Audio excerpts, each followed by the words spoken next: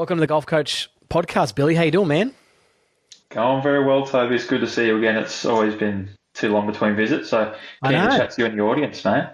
Thanks for coming on. I was starting season 3, and I was doing the little ring around and getting all the ones, the people that I want to talk to. And you're obviously always top on the list there, Billy. It's good to have you on and talk all things kind of physio. I have a really keen interest in the stuff that you do as well, right? And like I said to you before, I'm no expert, and I like to seek expert advice outside my field of golf coaching, and you're the best man for the job to talk about. So, Billy, for people who don't know you or haven't listened to you prior to your podcast, if you haven't listened, please jump on and listen to the last two podcasts we've done one in Series 1 and Series 2. You can also watch it on the YouTube channel, TMGOLF. But, Billy, tell me, whereabouts are you? What do you do? How do you help people? Yeah, and Tobes, I appreciate it, mate. I'm no Sean Foley, who I think's been on one of your podcasts, but look, I'll try. And for me, mate, Billy Troy's my name. I'm based in Brizzy, soon to be Gold Coast. I hope to escape the humidity here. Oh, and yes, that should be nice. And I help golfers just move better, mate. Play more, hit it longer, and just stay on the course as long as they can. yeah. So, and that's through obviously physiotherapy, right, and exercise. Would you say your role, like say for instance what percentage of your role goes through to helping people recover with injuries or helping people enhance their performance? It's changed a lot in the last 5 years for sure. And I've been a physio for a while now. And I think a lot of it has come from the tour down, especially the big push for speed. Whereas, let's say 5 years ago, people would use a physio or a trainer for like injury or weight loss, whereas now it's changed a lot to performance. So I'd say close to 70 or 80% of my clients would come to me saying, hey, I want to hit it longer. I want to score better. And 20% say, mate, I'm miserable at the moment. I've got this back injury, this neck injury, whatever it may be, and I need to get back out there. So it's been a huge shift in recent years. Why are people choosing your expertise field like over an S&C guy, a strength and conditioning coach? Is that kind of where the people maybe potentially used to go to before?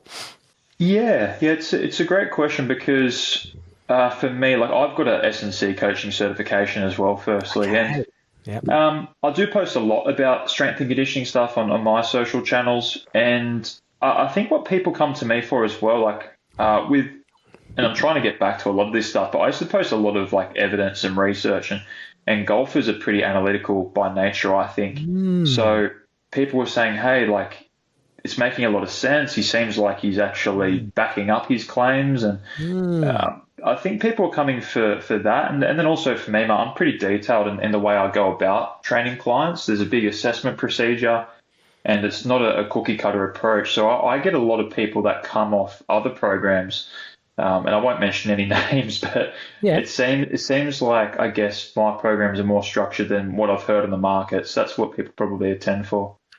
And when you mean more structured, like it's personally more catered to that person, or it's quite clear in what the person's got to do? For sure. I guess, let's say if you rang up and jumped on a call with me, I'd say, hey, Toby, tell me about your life, mate. And I know you've got kids, you've got a busy job. You're jumping between here and Bali. Don't rub it in too much, mate. And I'd say, okay, what can Toby actually commit to? Versus some people will say, all right, Toby, this is the mold that you need to fit into. If it doesn't work, it's on you. Whereas I've got more of the philosophy is if you can't do it for 12 weeks, you probably can't do it for 12 years. So let's try and set you up with a model that you can stick to. And I know someone's going to get really good results if they're compliant. So it's making sure it suits their lifestyle. And what I commonly hear is someone downloads a fitness app or does a cheap program and they do it for 2 weeks. And then the wheels come off. And that might be for a couple of reasons, Toby. It might be the fact they're paying $10, so they're not financially committed to it. Or the other reason is they're not sure if it's fit for them or it doesn't make sense. There's a whole host of reasons, but people, I guess, come on to our program or my program because I think it's very well laid out for them. I tell you what is quite interesting, right? And then you're talking there about catering to each person, and I've noticed that every single person I coach, right, I create training programs for, right, in regards to how I want them to practice. So I have plenty of programs there that I've used for everyone in regards to making sure you're crossing everything from short game, putting, bunkers, driving. You're not neglecting anything. You're watering the whole garden. And I tell you what, and when you spend a lot of time doing that for people, I just did one today for a gentleman, in the States, and you find out everyone's life and the time they have is so different. Like, but gone are the days where it was like 9 to 5, you know, and then old mate got to do what he wanted to do. Like, everyone's life and their schedules are so different. And when they're choosing to train or when they're choosing to practice golf, like I've got friends who own indoor golf studios and they're practicing at like 2 a.m. in the morning. Some people, like people's lives, like, and the time they have and when they get to use that time, like it's crazy, right? Like, no one is the same. Like, it's unbelievable. Would you agree? 100%. And yeah, it's interesting, and a lot of people that I train now train from home. And 10 years ago, I would have said, "Hey, mate, you need to get into a gym." But now it's changed completely because a lot of people are working from home now. Some people don't want to go to the gym. So going back to my original point, it needs to be fitted for you and what you can attain to, or what some people will do. They come on board the program, so put up the investment in their time and energy, and say, "Hey, I want to go 5 times a week and just nail it." And I say, Bobby, you haven't been to a gym before, mate. You've never lifted a weight. Yeah. Let's maybe start with 2 or 3 days, get the wheels turning. Yeah. So, and you probably see it with your coaching too, I imagine. Yeah. Yeah. You get the burnout. Dealing with a student right now who's gone through a little bit of a burnout stage. He's been doing everything. And when it comes to that, right, and I think this is something interesting that you can kind of educate your like long-term people on as well. I'm sure you do. But I heard this term from a Taoist priest a long time ago, and he was talking about excess baggage. And what he was using was a terminology from like aeroplanes, right? So when you got excess baggage. And at the start of each year or start of each season or business or what, every 6 months put a plan in, because these days we accumulate so much stuff, right, Billy? Like, we're accumulating stuff, like you say, fitness app, meditation app, like subscriptions, right? Like, I have to go through my subscriptions all the time. Like, in the household, like Disney, Stan, Netflix, KO, like YouTube, Zoom, Riverside. Like, it's just like wow. And it's good to kind of take like a step back and look at what am I actually accumulated lately? What's actually benefit me? What's actually holding me back? Am I getting my bang for buck in this area that's costing me this time? And what I mean by that, it's like, it's not so much just even financial gain. It's like that program might not be any good for me, or, I'm investing too much time in watching YouTube, or I'm investing too much time into this, and just working out what actually does work and just start to shove it all away, and then keep making sure you're doing that and just readjusting each as you go on, because, people do it all the time and they just keep adding in and not taking things out. Don't you reckon? Oh, 100%. And especially now you've got so much information, and it's never the lack of information, it's the lack of application and also the implementation. Because like you said, people will just put so much stuff in there. And a lot of people, when they jump into a program with me, they're like, thank God, I can put YouTube off. I can stop following this person or stop doing these sporadic routines. Yeah. And even for me, mate, like occasionally I'll watch like a YouTube video, and if I'm trying to really work on my game, and it always gets me down the wrong rabbit hole. Like, I love going to a coach, or whether it's for whatever, like an accountant, whatever it is. I love them just saying, all right, I'm the expert. This is what you need to do. And I'll say, oh, thank God. Like, I'll do that. But I can't agree more on how we're just such great information collectors, and people listening to this podcast are collecting more information, right? And I remember one time, it was like 2016, and I think it was the first time I went to India. It might have been 2015. And I reckon I spent the whole year before that studying like meditation, right? Studying meditation, reading about meditation, listening about meditation, watching about meditation, but not effing meditating. Like, seriously, I knew more about meditation and I was barely meditating. And then, putting into the practice was extremely important, right? So I completely agree with the application. And you know what's quite interesting? I actually think with that, Billy, I was talking with the PGA recently when I was in South Australia, and talking about how, I should be saying this out of shop, but the quality of golf's not there, right? With the PGA associates, a lot of them are struggling with their playing average, right? Not saying they all are, but as a few more than what they were expecting are struggling, right? And I also think that, back in the day, when I got good at golf, there was less distractions. You just had to go do it. You had to go train, you had to go practice. Where today, we're consuming so much more, and we're not doing as much as we used to do, but we're consuming a lot more, right? And I was kind of just playing on my mind a little bit, like, why aren't these golfers as good as potentially, previously? Are they victims of their environment, or is this just a thing that's just happened? And we can probably say out there right now that more people know about SNC, more people know about training, more people know about healthy eating, but we're unhealthier and unfitter than we used to be. Don't you reckon? But yeah, work that one out. It's wild. To our own detriment sometimes, isn't it? Like with all of that stuff. And again, because it's like a bit of a paradox, because there is so much of that, we think we can do it ourselves. But a lot of the time, you're much better off going to someone who's an expert in their field, whatever it is you're trying to achieve, whether it's weight loss, seeing a dietitian, whether it's golf coaching, see a golf coach, whatever it is. And that will just much more likely fast track your progress. But yeah, I talk about that lady in the red dress philosophy, where basically people are chasing that shiny new thing, not having much direction with where they're going, right? That's so funny. That was in my actual latest presentation, was discipline and staying away from shiny objects. Hey, all right, let's get into some physical talk, right? Let's get into some goal specific and physio performance chat. All right, so let's just run through some stuff here, right? And you can just educate us. We've got lots of coaches that listen to this. We're going to talk about how coaches can best use you, right? And how best coaches can interact with physiotherapists or third-party people within the coaching teams, and how that can best work. And also lots of, keen golfers listen to this, right? Let's kind of rattle off some stuff. But what are the most common physical limitations that you see in golfers at different levels? Like, is there some common limitations that you see amongst like elite golfers, recreational golfers? Are you seeing a pattern? 100%. There's patterns, and maybe just to break it up, I might just break it into, let's say, younger golfers, middle-aged, and then we might have pros. Okay. So typically with younger golfers, they really lack stability and core control. Like a lot of the time they're growing. So it's almost like that baby giraffe type like syndrome where they can't really stabilize. So I put them in that category generally. Not everyone's the same. Middle-aged golfers, typically the clients that I'll see sitting at a desk way too long, not doing much strength work. So they typically have like a mobility lack and a strength lack generally.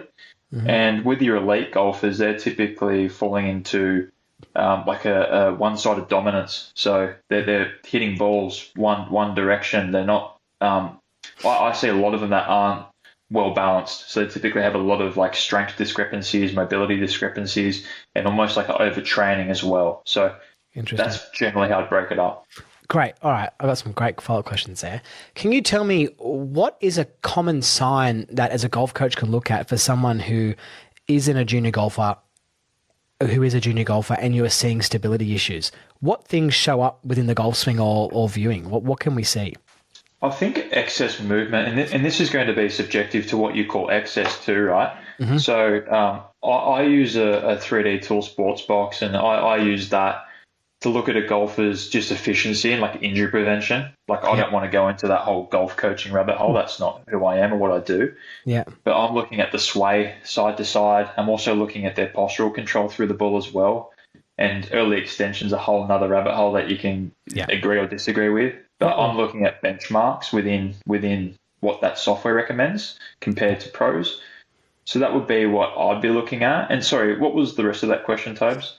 Well, it's just more about, what things that stand out to you amongst someone who, is lacking the stability and amongst young people. But that is interesting because that is a common occurrence that conversations I'll have with children's parents of elite golfers.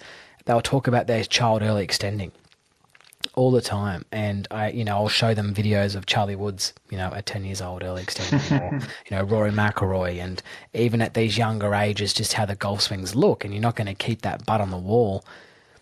Is that something that you see even amongst the junior golfers? Like even good golfers, they still early extending and still moving that way.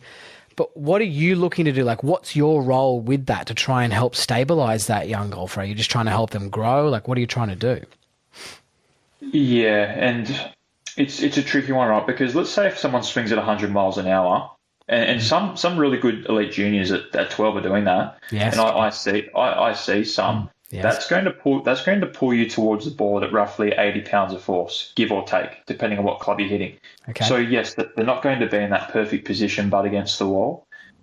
And that's where I guess some of the artistry of coaching and physio comes in. It's like, okay, what is too much? And Mm. I might just give you an example of a young girl I was working with in the Gold Coast here. So she's a really good junior. That she's Mm. 12, plays off scratch, and she was having this right-sided lower back pain, right-handed golfer.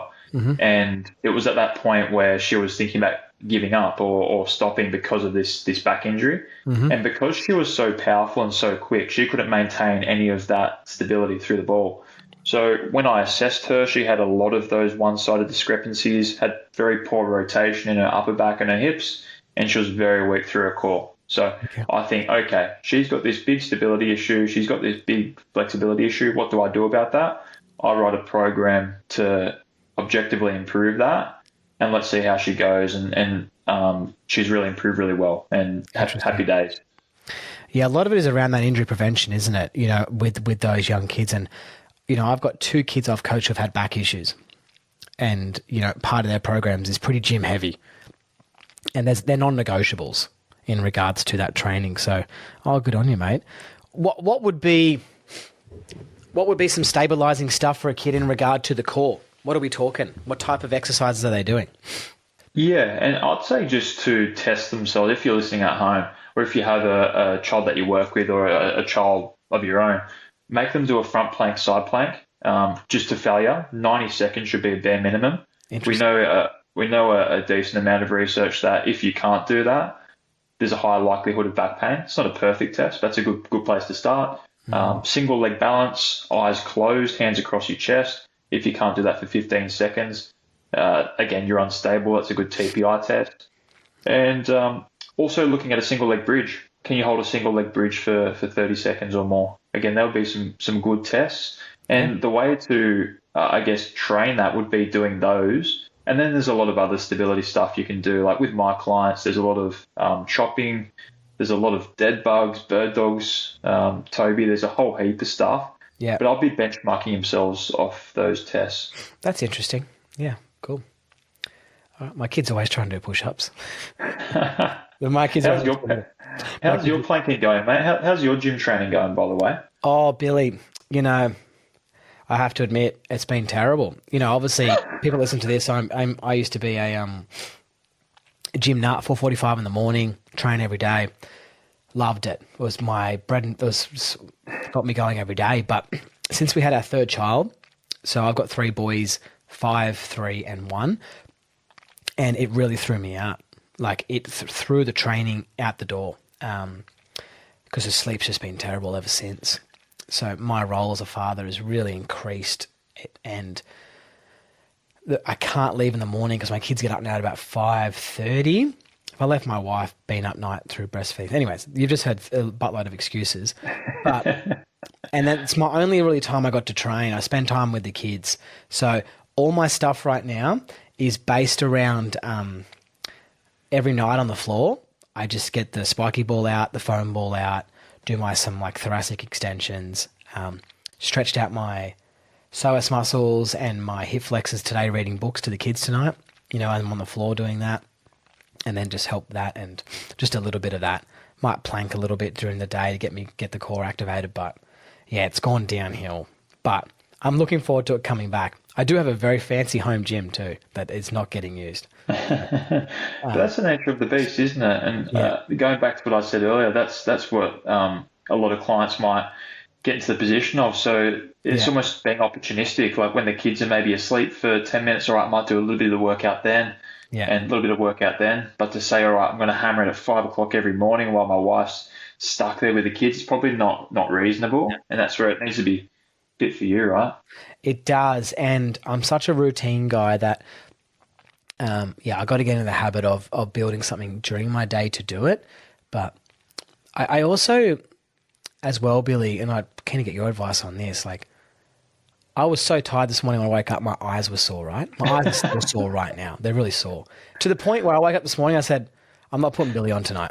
I'm postponing, but I just wanted to get it done, and I'm fighting through here. And I thought if I had a Whoop band on, whatever those things are, it would be showing me.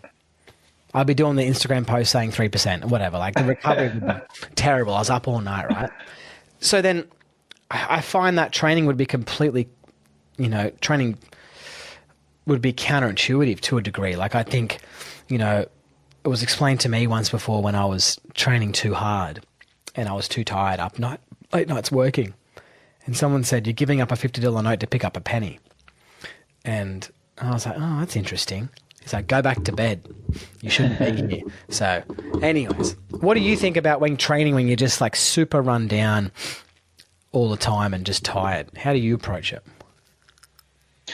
Yeah, with our clients, so when they do their check-in form for the week, there's basically like an intensity rating, right? So they'll say 7 out of 10 for the week or 6 out of 10.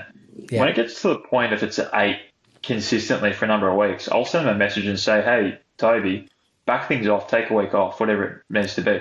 Yeah. Obviously, we don't want to drag that out. We want to create solutions about whatever that problem might be, and then see if we can fine tune it. But yeah, 100%. Like it. And sometimes life can be a sprint, whatever season you might be. So obviously it seems like you're in a sprint now, getting set up before I go away. Yeah. Let's change that. But yeah, you don't want to overtrain either. And I've actually, one of the things I had to adjust was I was still eating like I was training, so I had to change my calorie intake. But I'm quite good with my calories. So it's not like I haven't really put any weight on. Like I'm a bit puffy around the face or whatever, but I'm not, but I've done a good job at keeping my calories down. Like I haven't really put on weight by all means. I go just a little bit skinny fat if anything, I lose all my muscle. So, but that's something that I have to be aware of. I can't have the big meals because I'm not training as much as I used to. So just being mindful of that for the time being. But I know I'll get back into training. Like I can't wait to get back into it, and I start, being able to leave 3 crazy boys and my wife at one time. So we'll get there. All right, let's keep talking. Okay, this is what I want to learn about: mobility, stability, and power. Right in the golf swing. Tell me about the relationship between these three. And where do most golfers get this wrong? Like, are they focusing too much on stabilizing stuff? Are they focusing too much on power? Are they maybe trying to get too much mobility, too much yoga? Like, tell me, what do you see?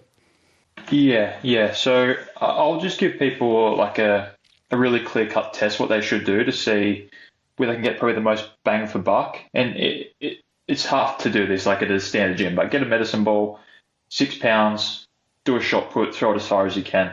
That's going to tell you pretty quick if you're trying to optimize for power where you're at. So if you go to TPI's website, there's basically a full table of how you should go for your age. So that's the strongest correlated test you can do for swing speed. Yeah. So that combines all of those things: mobility, you're turning back; stability, using the ground; power, you're pushing it. Yeah. What most people will overdo is they will load the power first. So classic example. Swing speed products. I'm just going to grab, these sticks off the shelf. I'm just going to rip into it and see what happens. And it's great for my business because it's a great referrer for injuries because people typically maluse them, right? So most people want to sprint before they can jog. And remember our podcast ages ago? Like for me, I've got let's say a 12-week program. Typically there'll be 3 phases. First, let's work on your flexibility and stability first. Yep. Tick that box. Then we'll work on your strength. Tick that box. Then your power. So most people jump into it too quick. And you think it's important to kind of run through, like, I've got your TPI assessment on my skill list page, right? People want to come have a look at it. Just shoot me a DM on the skill list app. But run through the tests and see what you need to work on first, right? And see where your weaknesses and your strengths are. Yeah, that's a pretty straightforward answer, I guess. You've kind of answered a question I thought was quite complicated. Now, for people out there that want to learn from you in regard to this, can you explain to me those 3 different types of things: stability, mobility, and power? How do you differentiate them? So stability would be just like a measure of balance and coordination. So, and just going back a couple of steps, we can make things as complex as or as easy as possible. Like I like to make Mm. things as easy as possible to Yeah. get clients the best results. And I'm not a smart guy, so I need to dumb it down for myself. So stability, single leg balance test, eyes closed. Can you do that for 15 seconds? Yes or no? That box is ticked. Flexibility, like the test that you've got there, and I'm going to launch a YouTube video as well on this, where people can basically do a self-screening and they'll get a score from that too. So that's basically, can I rotate my hips, my upper body, my shoulders, my neck? Tick that box. And then power, we've got that test I mentioned before, that shot put test, Mm. or they can get it's called My Jump. Great app for free. Put it down in your living room, jump as high as you can, and that will tell you how high you can jump in inches, and you can correlate that to PGA Tour or LPGA norms. So that's just saying, okay, what do I actually need to do? Am I tired? Am I not? Am I powerful? Am I not? That's how I approach it. Interesting. I like that. All right. So we obviously have a lot of, students that have worked with you, right? And people, vice versa. Tell me, when you were working closely, I know you worked with some really good people. I know you did some work once upon a time with Grace Kim, right? Recent LPGA major winner.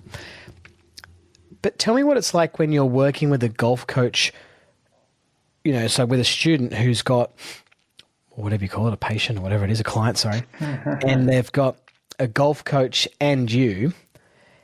How does that intertwine together?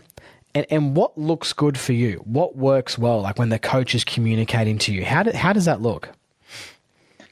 Yeah, and I think because everyone's so busy in their own craft, Yeah. that communication part gets tricky. But I would say the more communication, the better, right? And also on my own right, like I could probably communicate better. I think all of us can communicate better. And it got to the point where I listed all my clients and put down each coach, and I tried to check in every month with each coach, and it gets out of hand when you start just bringing more and more clients in. But Yeah. that was my best intention. But I'll give you an example. A young client is working with a coach down in Melbourne, and the father put me, the coach, the psychologist, all together in this group. We're in a WhatsApp group, so like I'm constantly getting fed information, and that's great. And when I got brought into the team, the coach said, "This is what we're working on. This is what I want to see in his swing. You do your thing." And I said, "Yep, roger that, perfect." So I love that. It gets hard when we're not sure on the direction we're going. And like, would you find that the same if like, I've worked with some of your clients, you're saying, what's Billy doing that for? Or what's he doing this exercise for, right? Yeah, I just hope that the student that I'm working with is they just got to be good communicators in regard to you about what they're trying to get done with the golf swing and what they're trying to get done, right? But for me, I guess the difficult thing for me, right, in those situations, like you talk about that communication in that WhatsApp group, it's really difficult to manage all those conversations that are going on. Like I haven't got time to flick through a WhatsApp group of 30 messages between a couple of people. And I say that politely, right? But so that communication, sometimes there can be that breakdown, right? You're coaching all day or you're with people and all of a sudden you've got all these WhatsApp groups and group chats that are going on. It can get really complicated to do it. So it's more about, I have like Zoom calls with some of my students, on a regular basis and just kind of touching base with them and then what they're doing away and then just giving my couple of cents in regard to what I think you could ask from Billy or whatever this way here. And I think as well as that there needs to be a lot more responsibility on the player these days. Like I think the players tend to just think that everyone else would do it for them. And I say to all the players, you're the boss. You're in control here. You know what I mean? It's the same with my tour players that go play golf. There's a reason you only pay me this much money when you win, right? Because that's how much I'm worth to you. And anyways, that's where I think that relationship can be difficult. But at the top level, like for instance, Lucas Herbert and his coach Dominic Azzopardi, who's a good friend of mine. Like it's their main job is to manage all that, right? So, but yeah, that's really cool that you're in that chat. And how's that kid going? Is he doing all right? Yeah, he's been in the program for about a month now, so very new. Oh, But okay, yeah, I really like that approach. yeah, And his coach has worked with some really big Aussie golfers, and yeah, I really appreciate that professionalism. But like you say, it's tough to do that for every single client. I always try and communicate as best I can. yeah. And I like how you said the onus is on the student as well, Mm, because like we share Josh as a client, yeah, and he's been a client of yours for a long time. long time, yeah. He'll sometimes send me a swing video, and I'll look at it from the physio mind. But I always say talk to Toby because he might mention his release, and that for me is like stepping past like what I've got to offer or what I can say because I don't know what you're working on all the time. Yeah, So like you said, and the gold standard would be we're on tour. I speak to you on the range. yeah, Hey, what's he doing in the gym? But it's not going to be like that. So yeah. yeah, keeping the communication as much as you reasonably can. Yeah, you can offer a gold standard when you're only servicing 5 people a year, as opposed to 55 people a day. Right, it's a different story, but yeah. Correct. But we're all creating good stuff to try and help it all happen. And I think people are really well versed in what they're trying to get done now, what they're working on. And my main goal is what I've always said is I want my student, like if Billy bumps into my student down at the coffee shop and says, "Oh, what are you working on with Toby?" Nearly in one breath that they can say, this is my scoring issue. This is what my data is showing on the course in regards to my ball, my greens, fairways, what I'm losing. And this is my ball flight and strike issue. This happens, and then this happens. And Toby's got me doing this, and this to stop it, right? So then my training plan looks like 20 balls of this drill, 20 balls of that drill, and 20 balls of this exercise, and I make sure I follow all this, and that's what I'm doing. Because I feel like sometimes you can ask someone, you can go to the gym and ask them what do they do in their golf game, and they can talk to you for 3.5 hours, right? And there was no direction to it. So I feel like that all my students are quite across what they got to do, so then hopefully they can communicate that quite well. But I even sent you one of my students the other day about something about his I was just concerned about his trail hip potentially might have been a bit of an issue in regards to some of the stuff going on.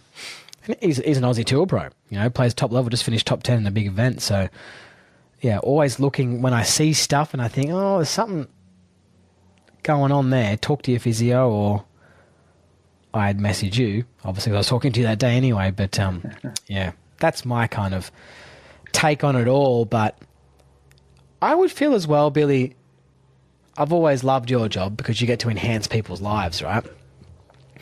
People are coming for you as well just for some general health and being, right? Like, they're doing a golf physio program, like, they're going to get healthy. Like, if golfers are getting healthy, then it can't hurt.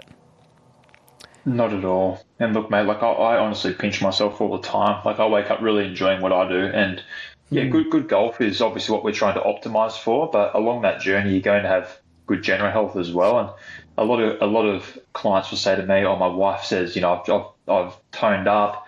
One of my clients, Scott, like always rings a bell when he says I can play tennis with my daughter now. Like that stuff's huge. Yeah, So, that's cool. and then they stick around as well. They stay committed to it because they're getting all these incremental gains. So Yeah. golf's one part of that big lifestyle picture.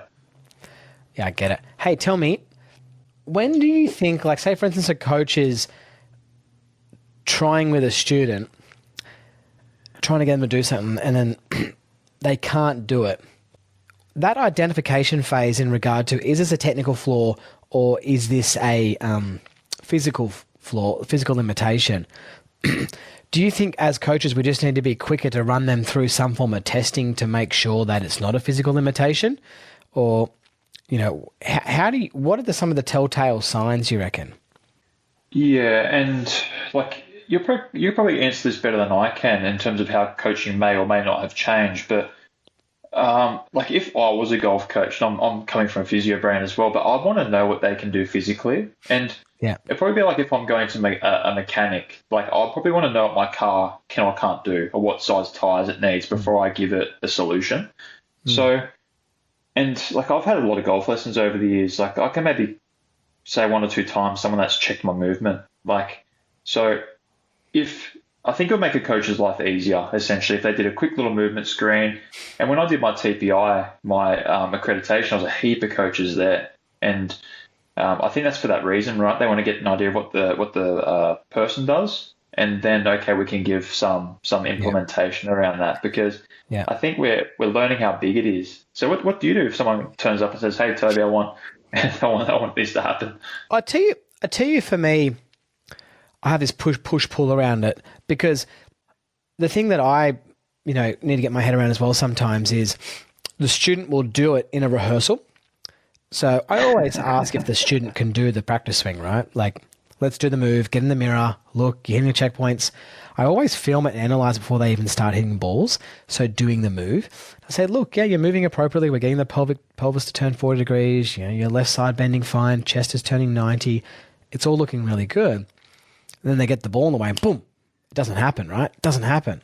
And I'm like, man, you've got an execution issue here. It's not an actual concept issue, right? Sometimes.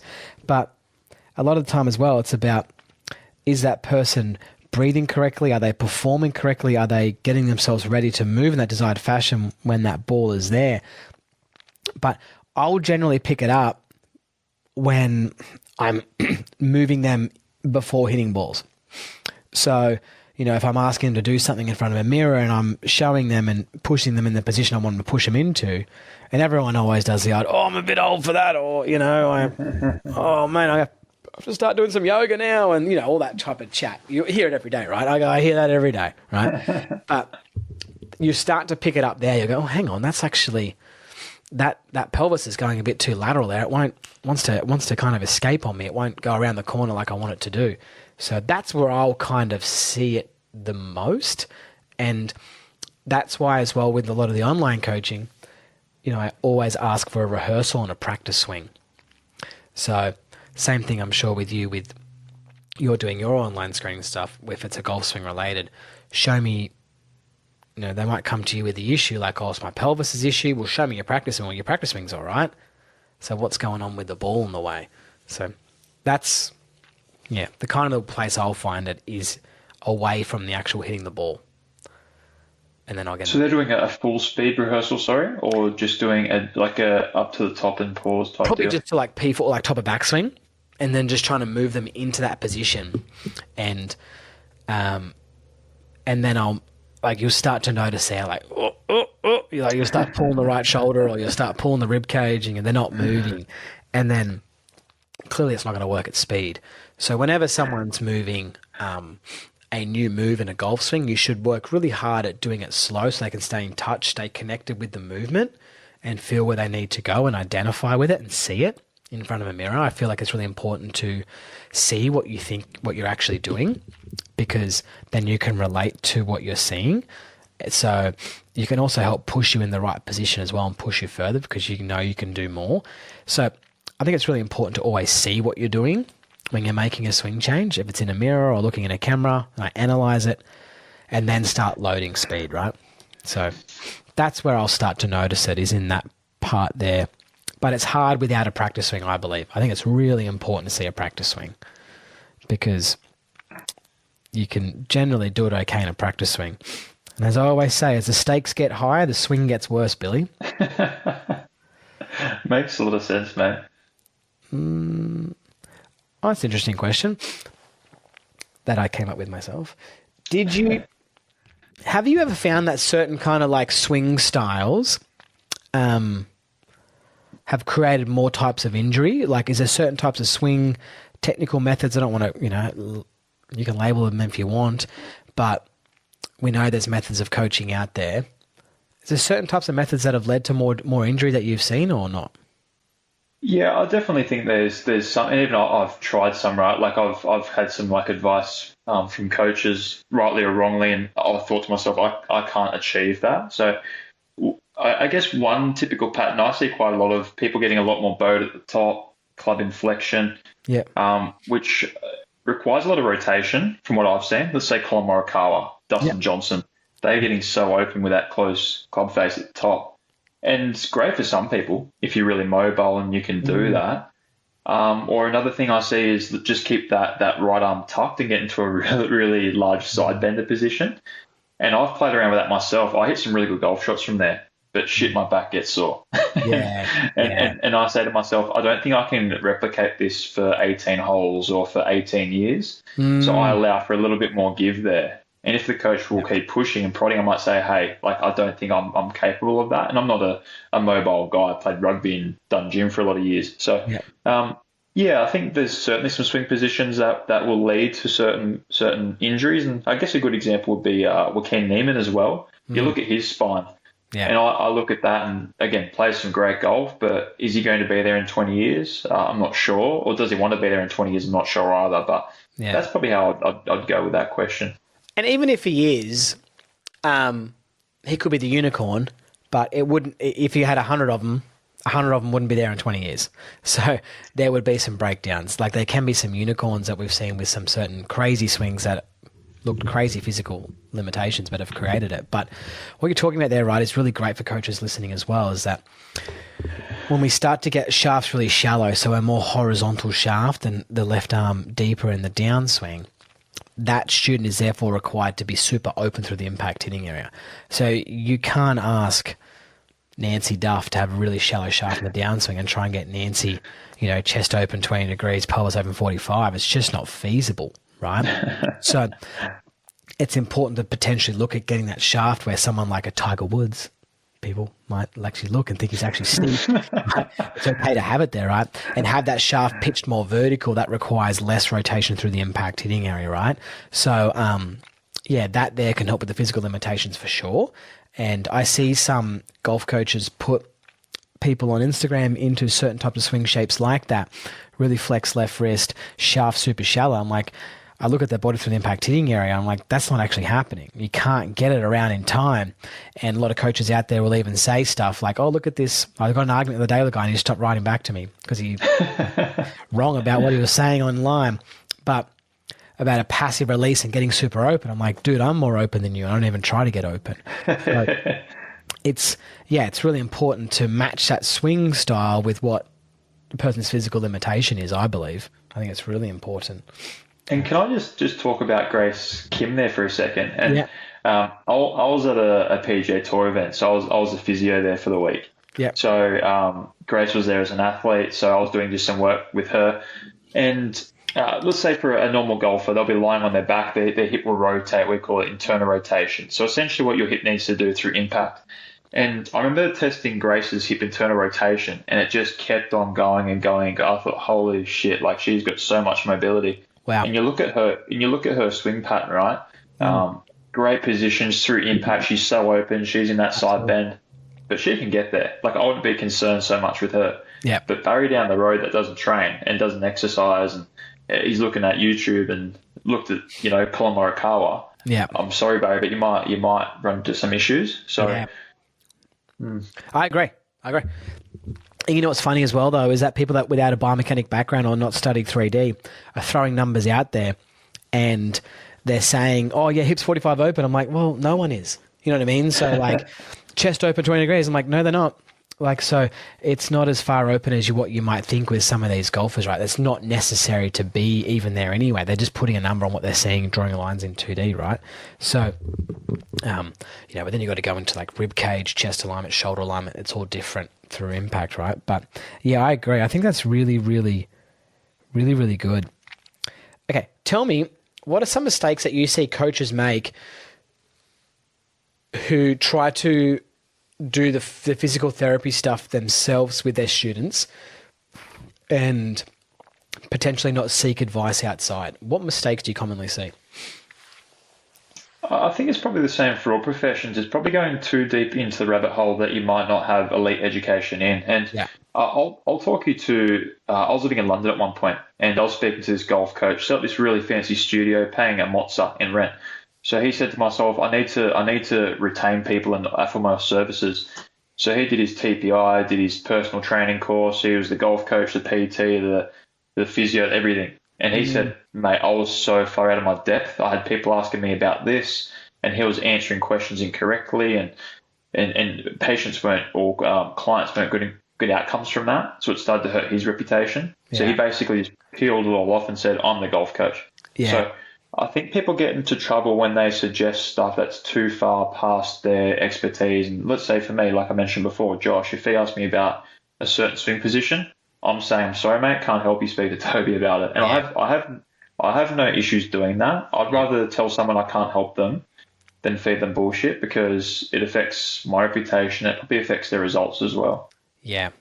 And you don't want to try to be the jack of all trades because you'd be good at nothing, right? So I think it's really important to stay within your niche and not be afraid to go outside of it. To seek outside external help. And that's such an interesting thing because obviously I spent a lot of time in Indonesia, right, and live there as well. And my wife always jokes around that you ask them and they're so kind, they would always say yes and try and help you. Always. Always, always, always. And even if they don't know the answer, they don't know where to send you in the right direction, or you've given them some clothes to clean, they always say yes. And it's like, you can just tell me no and send me get the right person and help me. So, it's really important to make sure that, you've got that self-confidence within you to go outside and get some help and ask someone. And I do it a lot when it comes to if I'm using someone for putting and things like that. And, the reason why I'm not an expert at putting because it doesn't really interest me that much, right? So, go talk to a putting coach that can sit there and watch people putt all day long. It's completely fine, right? If you want to get really, really good. So, long game, short game, absolutely. And physical therapy, go see you. So that's a mistake you see. You see a mistake that people just try to offer advice, try to become the one-stop shop.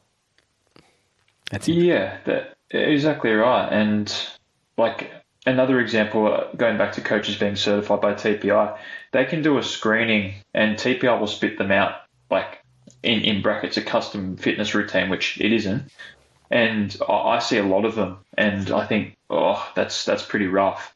So it's just trying to do too much, and clients will respect you more when you say, sorry, I don't know, or I'm not sure. And going back to 3D analysis, I'll look at it again from an injury standpoint, an efficiency standpoint, and I'll typically say at the end, talk to your coach about this too, Yeah. because I know, my physio knowledge has a barrier. So the coach might look at it and say, piss off, Billy, he needs to do this instead, which is fine. I'm open to feedback. Yeah. So you want to keep those lines open. All right. So I like it. A common mistake that we make. And, coaches should be reaching out to you anyway, reaching out to you and getting that relationship started. If they want some help, we've got lots, students that have come to you, and having that relationship there is really, really important. And having someone around you, I've got a couple local guys here that some people might want to go see as well, that I coach, and just setting up those relationships and offering that opportunity to your students. Because, if you say to them, I've got, I think you've got some mobility issues there around about, your internal hip rotation through the impact hitting area like Grace Kim. I think you've got an issue there. Go see this guy or talk to Billy online and tell him that I'm your coach and let's get the conversation started. And then people are really happy with that. Not just, go see someone and come back. Give them and nurture them a little bit and help them in that direction. Absolutely. I think that's a really good idea. All right, Billy, I want to talk to you about implementing into junior programs and junior golfers, right? So the physical side of it, right? Where should we be getting started? So say, for instance, I've got my elite junior kids at my academy, right? And I want to start introducing to them physical stuff, right?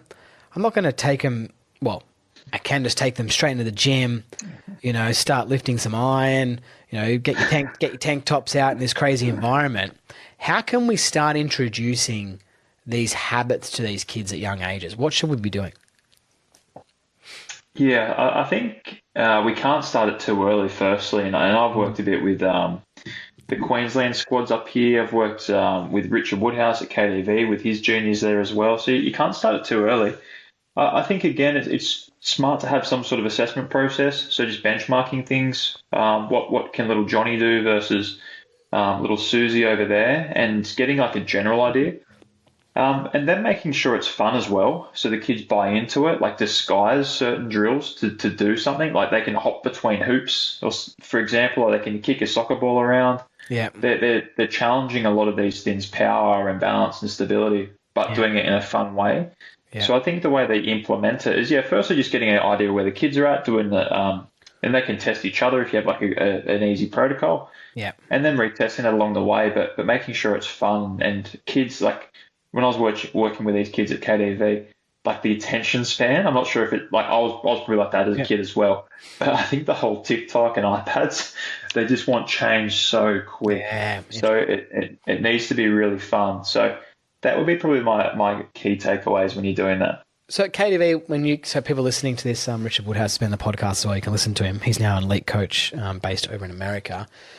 KDV Academy, one of probably the best academies in Australia, up in Queensland. So their elite junior program that you were involved in there, what does it look like? So say it's just a school term program, 12 weeks or 10 weeks. How often are you getting involved with them? Is it a weekly basis? Is it, once a month? How often are you coming in? Yeah, like so last year I was doing weekly. So basically every week they would see the coaches, Richard, Kieran, and Jake. And so what would happen, they'll basically have 2 hours to 3 hours of coaching, different drills and practice and games. Then they'll see me at the end. So I'll typically play games with them outside for 10 to 20 minutes. Then we'll go into the gym for some challenges and some actual structure. And then we'll finish off typically doing like speed, where I get a radar out, they'll try and hit it as far as they can, and we'll have a bit of fun with it. Yeah. So that's typically how it works. Okay. I've dropped that this year, unfortunately, just due to so many commitments. Yeah. But that's how we're doing it. And it was really cool to see the kids change, especially at that age. If you do a good job, they can be quite impressionable. And I've got one of the kids, Ollie, he's come onto one of my private programs, but he's changed tremendously. So it's really cool to see how they develop from like that small bit of impact too. Because I tell you, like, I understand absolutely the advantages of having it and how fantastic it is. But a lot of the time the kids want to, I guess they're there for a long time, 2 to 3 hours, right? A lot of the time, I watch my kids, right? They go to little kickers, right? So it's like a little introduction into soccer. And I watch the teachers running them through some stretching program, right? They're just wasting time, get the kids sitting still. Do you know what I mean? Like, they've got my two boys who are involved. They're sitting still, doing the ball under the shirt, running around in circles. Like, they're not. It's what they're doing is not getting their bodies ready. I feel like it's just a time-consuming thing, right? But it's about, I guess, passing that knowledge on to the parents and to the kids that this is important, right? It is important to create these habits and get them, starting to at least think about training. Yeah, and some of the parents would even approach me and say, "Oh, I'm so glad, like, Ollie's running around, and he was originally really overweight." So that, or even just blowing some steam, Toby, getting them off the iPad for the afternoon, and there's so many benefits of that. So it's not just the performance side; it's also like a lot of those other factors that come from it too. Yeah, I agree. Okay, 2 more questions. What myths or outdated advice about golf fitness physio do you wish would just disappear once for all? Strength training makes you tight or immobile. That's probably number one. And we know that's not true. Yes. And if you did squats and bench press and shoulder press for the rest of your life, it might make you restricted.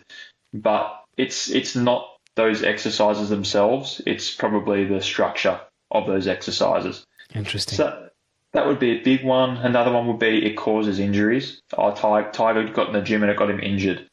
I'd probably question the millions of golf balls he's hit over his life has something to do with it. And I'm sure Tiger, with his mental, I guess, fortitude, he would have pushed through some pretty nasty stuff. So that would be another big one. It makes you slower. I could go all day, mate, but there'd be some of the big ones. Yeah.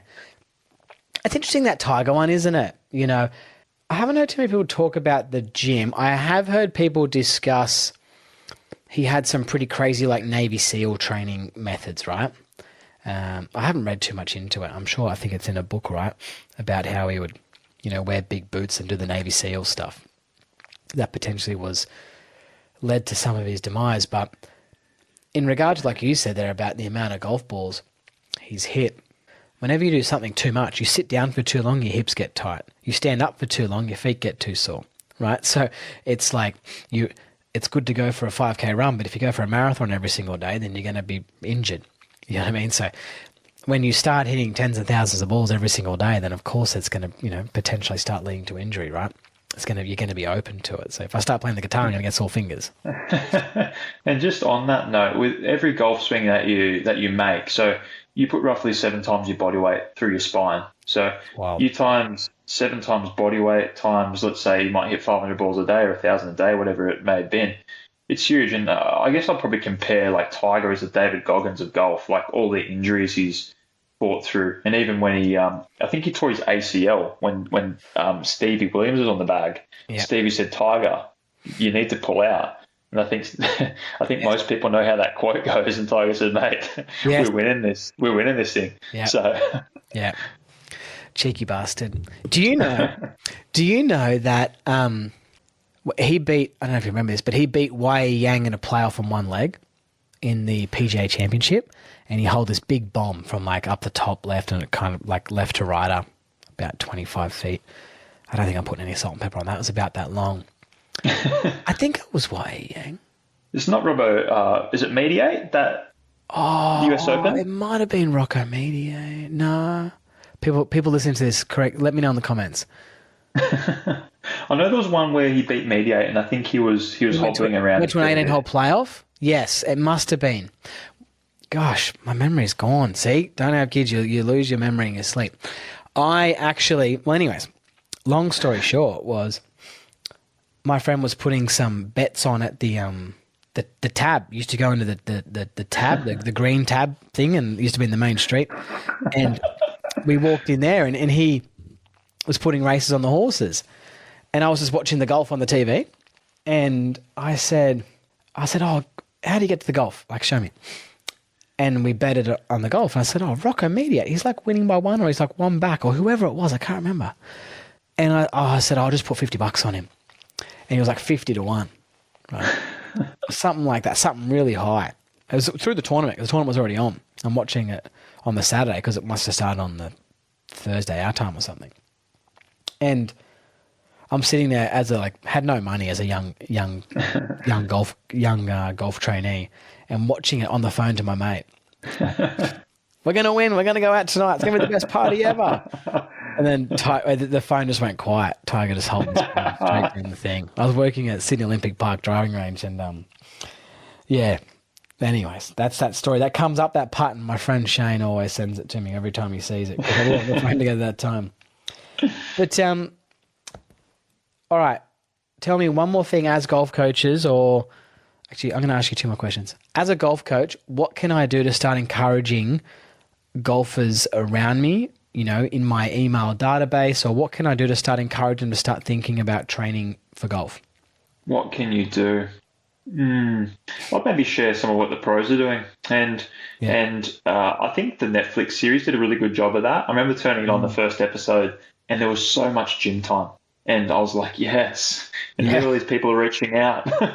"Hey mate, do you write programs?" "Yep, I do." But I think it's probably just bringing a bit of awareness to that, and then maybe just relating it back to what we know, like strength training can decrease overuse injuries by 50 to 60%, maybe even more.